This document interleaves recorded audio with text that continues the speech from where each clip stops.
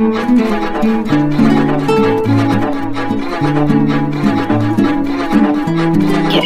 बीच में राहुल गांधी भी पहुंच जाते हैं कर्नाटक और कर्नाटक में कई जनसभाएं, कई रैलियां राहुल गांधी करते नजर आते हैं। इस बीच में वो कर्नाटक के बेंगलुरु में एक प्रेस कॉन्फ्रेंस करते हैं। प्रेस कॉन्फ्रेंस में देश की तमाम जो मीडिया है वो मौजूद रहती है। राहुल गांधी प्रेस कॉन्फ्रेंस करने के दौरान अमित शाह का जिक्र करते हैं और बीजेपी पर निशाना साधते हैं। हालांकि आपको यहाँ पर एक बात क्लियर कर दे कि 2018 के समय केंद्रीय गृह मंत्री अमित शाह उस समय बीजेपी के राष्ट्रीय अध्यक्ष हुआ करते थे।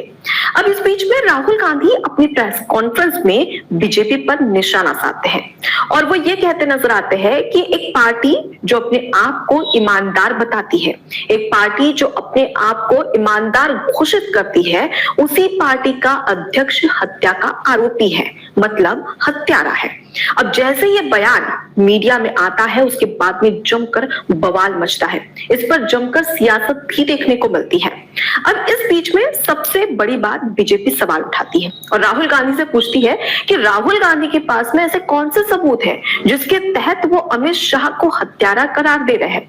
अगर उनके पास कोई प्रूफ है तो राहुल गांधी दिखाए, लेकिन राहुल गांधी ऐसा कर नहीं पाते हैं क्योंकि ये हवाई बातें होती हैं। अब इसी बीच में बीजेपी के नेता हैं जिनका नाम है विजय मिश्रा।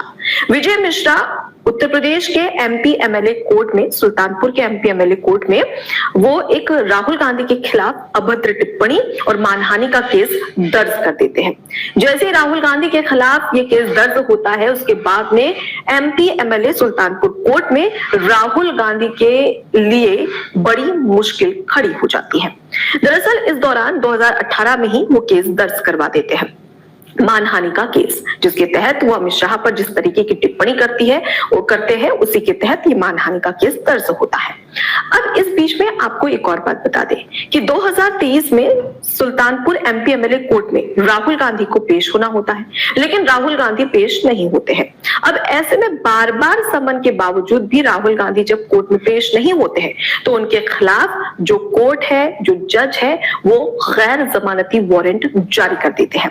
अब इसके बाद 2024 में राहुल गांधी भारत जोड़ो यात्रा के दौरान सुल्तानपुर एमपी एमएलए कोर्ट पहुंचते हैं। जब Rahul Gandhi Sultanpur MP MLA court पहुंचते हैं तो उस बीच में राहुल गांधी के लिए सबसे बड़ी मुश्किल खड़ी हो जाती है। Rahul Gandhi MP MLA court पहुंचने के दौरान सुल्तानपुर जो एमपी एमएलए कोर्ट है वहां पर अपना सरेंडर कर देते हैं, यानी कि खुद को सरेंडर कर देते हैं और इस दौरान वो जज के सामने कहते हैं कि वो बेकसूर है।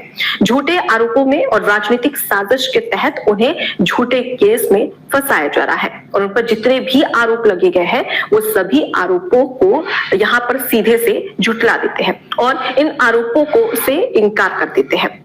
अब इस बीच में राहुल गांधी की परेशानी लगातार बढ़ती ही जा रही थी। हालांकि आपको बता दें कि इस दौरान जो कोर्ट के जज है वो राहुल गांधी को 25-25 हजार के 2 बॉन्ड के तहत जमानत दे देते हैं। अब इस बीच में हाल ही में राहुल गांधी को सुल्तानपुर एमपी एमएलए कोर्ट इस पूरे केस में पहुंचना था, राहुल गांधी नहीं पहुंचते, जिसके बाद में सुल्तानपुर एमपी एमएलए कोर्ट के जो जज है वो राहुल गांधी के वकील काशी शुक्ला से पूछते हैं कि राहुल गांधी क्यों हाजिर नहीं हुए। जब उन्हें कहा कि कोर्ट में हाजिर होना है तो आखिर वो कहां पर है, जिसके बाद में काशी शुक्ला बताते हैं कि राहुल गांधी फिलहाल केरल में और केरल में होने की वजह से वो कोर्ट में नहीं पहुंच पाए हैं और अपना बयान दर्ज करवा नहीं पा रहे हैं। जिसके बाद में कोर्ट के जो जज है वो कड़ी नाराजगी व्यक्त करते हैं और राहुल गांधी पर उनका गुस्सा जमकर भड़कता है। जज कहते हैं कि राहुल गांधी को ये आखिरी और अंतिम चेतावनी है। अगर राहुल गांधी इसके बाद कोर्ट में नहीं पहुंचते तो उनके खिलाफ सख्त से सख्त एक्शन लिया जाएगा और कार्रवाई की जाएगी। अब इस बीच में अगली सुनवाई होनी थी 20 फरवरी को, यानी कि आज। जब आज सुनवाई होनी थी तो राहुल गांधी को पहुंचना था Sultanpur MP MLA court. Rahul Gandhi पहुंचते भी हैं, लेकिन जिस अंदाज में राहुल गांधी पहुंचते हैं उससे साफ नजर आता है कि राहुल गांधी किसी केस की सुनवाई के दौरान वहां नहीं पहुंच रहे, किसी कोर्ट में अपना बयान दर्ज करवाने के लिए नहीं पहुंच रहे, बल्कि राहुल गांधी तो इसलिए पहुंच रहे हैं क्योंकि वो सुल्तानपुर में या उत्तर प्रदेश में कोई चुनाव जीत चुके हैं। उस तरीके के चेहरे के उनके हाव भाव, उनके नेताओं के हाव भाव साफ नजर आ रहे थे। दरअसल हुआ ये कि दिल्ली से लखनऊ एयरपोर्ट पहुंचते हैं राहुल गांधी। इस बीच में जैसे ही वो लखनऊ एयरपोर्ट पहुंचते उनका जोरदार स्वागत किया जाता है। तमाम जो कांग्रेस के नेता कार्यकर्ता प्रदेश अध्यक्ष राहुल गांधी की आवभगत में लग जाते हैं। फूल मालाओं के साथ में उनका स्वागत किया जाता है। राहुल जिंदाबाद के नारे लगते हैं। फिर लखनऊ कोर्ट, ये एयरपोर्ट है, वहां से राहुल गांधी कार के जरिए कोर्ट पहुंचते हैं। इस बीच में पूरे सुल्तानपुर में राहुल गांधी के बड़े बड़े से पोस्टर, जिसमें राहुल गांधी की तस्वीर के साथ बड़े बड़े अक्षरों में सत्यमेव जयते लिखा। अब इस बीच में कोर्ट में इस कदर भीड़ रहती है कि 2000 से ज्यादा कांग्रेस कार्यकर्ता, नेता, प्रदेश अध्यक्ष वहां पर मौजूद रहते हैं और इस बीच में राहुल जिंदाबाद के नारे जमकर लगते हैं। और इस कदर वहां पर भीड़ होती है कोर्ट के बाहर कि पुलिस को रस्सी के सहारे पूरा जो कोर्ट है उस पर मतलब कि पूरा वहां पर एक तरीके से प्रोटेक्ट करना पड़ता है ताकि भीड़ अंदर ना आ सके, भीड़ को रोका जा सके। अब इस बीच में राहुल गांधी के लिए स्वागत के लिए नेता इस कदर तैयार रहते हैं, फूल मालाओं के साथ, बड़े बड़े पोस्टर और कांग्रेस के झंडे के साथ में, कि राहुल गांधी कोर्ट के सामने का जो गेट रहता है वहां से नहीं बल्कि पीछे के गेट से एंटर करना पड़ता है। इतनी भीड़ रहती है। और जब राहुल गांधी वहां पर पहुंचते, जैसे ही कोर्ट पहुंचते हैं, तो वीडियो भी है जो हम आपको दिखाएंगे राहुल गांधी की। राहुल गांधी जैसे ही कोर्ट में एंटर करते हैं तो वैसे ही वो बड़े अच्छे तरीके से स्माइल करते हैं, मुस्कुराते हुए वो कोर्ट के अंदर पहुंचते हैं। मतलब कि आपको अपना बयान दर्ज नहीं करवाना, कोई केस नहीं है, बल्कि आपका तो कोर्ट में जज साहब स्वागत करने वाले हैं, उस तरीके की तस्वीर है। वो वीडियो जरा आप देख लीजिए कि राहुल गांधी किस तरीके से मुस्कुराते हुए कोर्ट के अंदर पहुंचते हैं। इस वीडियो के बाद आप साफ तौर पर समझ गए होंगे कि राहुल गांधी इस केस को कितना सीरियस समझते हैं। अब इस बीच में जैसे ही राहुल गांधी अंदर पहुंचते हैं जज के सामने, तो वो सबसे पहले जज को नमस्कार करते हैं। उस दौरान 20 मिनट तक वो कोर्ट में मौजूद रहते हैं। राहुल गांधी ये कहते हैं कि मेरे ऊपर जितने भी आरोप लगाए गए हैं उन सभी आरोपों से वो इनकार करते हुए कहते हैं कि ये जो आरोप और ये जो केस दर्ज किया गया है, राजनीतिक साजिश के तहत, दुर्भावना के तहत ये केस मुझ पर दर्ज जबरदस्ती करवाया गया है।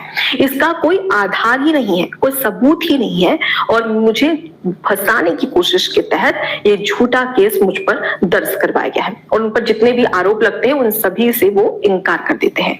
और उसके बाद वो जज को धन्यवाद कहते हैं, स्माइल के साथ कोर्ट से बाहर निकलते हैं। और जैसे ही राहुल गांधी कोर्ट से बाहर निकलते हैं उस दौरान जमकर नारे लगते हैं, राहुल गांधी जिंदाबाद की। मालाएं राहुल गांधी को पहनाई जाती है, लेकिन इस दौरान राहुल गांधी कहते हैं कि नहीं माला नहीं। लेकिन उसके बाद वो गर्मजोशी के साथ में सभी का अभिवादन करते हैं। अब इस बीच में राहुल गांधी वापस दिल्ली आ जाते हैं। लेकिन ये तस्वीरें कहीं ना कहीं चौंकाने वाली हैं। एक नेता जिसके ऊपर केस है और केस के तहत वो कोर्ट पहुंचता है, लेकिन जिस स्थिति में वो कोर्ट पहुंचता है उस स्थिति को देखकर ऐसा लगता है कि वो कोर्ट में किसी केस की सुनवाई और किसी बयान के लिए नहीं, बल्कि वो कोर्ट इसलिए पहुंचा है क्योंकि वहां उसे ऐसा लग रहा है कि जज साहब उसका स्वागत करेंगे, क्योंकि वो चुनाव जीत चुका हो, इस तरीके की स्थिति बनाई गई थी। अब इस बीच में सबसे खास बात आपको बता दें कि अब अगली जो सुनवाई होगी वो 9 मार्च को होगी।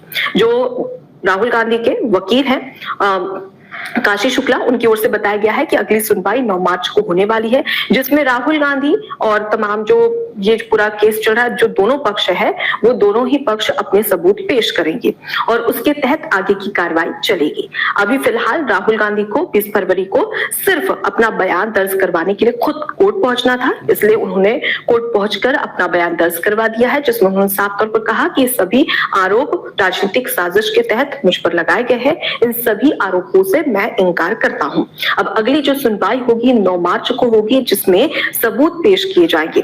अब इस बीच में सबसे खास बात आपको बता दें कि जिस प्रेस कॉन्फ्रेंस में राहुल गांधी प्रेस कॉन्फ्रेंस करते हैं बेंगलोर में, जिसका जिक्र किया था 2018 में, उस प्रेस कॉन्फ्रेंस की जो तमाम वीडियो है जिसमें राहुल गांधी खुद ये कहते नजर आ रहे हैं कि बीजेपी ईमानदार पार्टी के रूप में अपने आप को पेश करती है, लेकिन उसी पार्टी का अध्यक्ष हत्या का आरोपी है। ये बकायदा वीडियो है जो कि पेश किया गया है कोर्ट में। तो ऐसे में साफ है कि 9 मार्च को राहुल गांधी की मुश्किलें बढ़ने वाली है, क्योंकि सबूत और उसके साथ ही एक तरीके से ये कहा जा सकता है कि सबूतों के आधार पर कोर्ट में ये जो पूरी सुनवाई है वो होने वाली है। अब यही वीडियो राहुल गांधी की सबसे बड़ी मुश्किल बनने वाली है। लेकिन अब इंतजार होगा 9 मार्च का। लेकिन राहुल गांधी के हाव भाव से, उनके नेताओं के हाव भाव से, उनके चेहरे से साफ झलक रहा है कि इस केस को लेकर वो साफ तौर पर एकदम फ्री हो चुके हैं। वो पहले से ही जानते हैं कि कोई कार्रवाई नहीं होने वाली है, ऐसा लगता है। फिलहाल आपको बता दें कि आपको याद होगा 2023 में सूरत कोर्ट में जो राहुल गांधी पर भी मानहानि का केस था, जिसके तहत उन्हें 2 साल की सजा सुनाई गई थी, जिसके तहत उनकी सांसदी चली गई थी, जो संसद सदस्यता थी वो रद्द कर दी गई थी। हालांकि बाद में कोर्ट ने फैसला लिया और जिसके बाद में सब कुछ ठीक हो गया। अब इसके तहत फिलहाल ये जो केस है, जो सुल्तानपुर में जो केस दायर किया गया है राहुल गांधी के खिलाफ, इसमें राहुल गांधी को जमानत पहले ही मिल चुकी है। राहुल गांधी का बयान आज यानी कि 20 फरवरी को दर्ज हो चुका है। अब अगली सुनवाई होगी 9 मार्च को। अब ऐसे में देखना दिलचस्प होगा कि राहुल गांधी की मुश्किलें बढ़ती है या नहीं।